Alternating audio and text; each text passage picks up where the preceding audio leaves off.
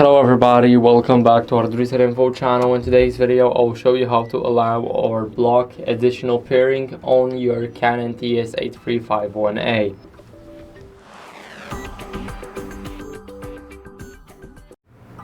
So first, what you guys want to do is go over to the settings.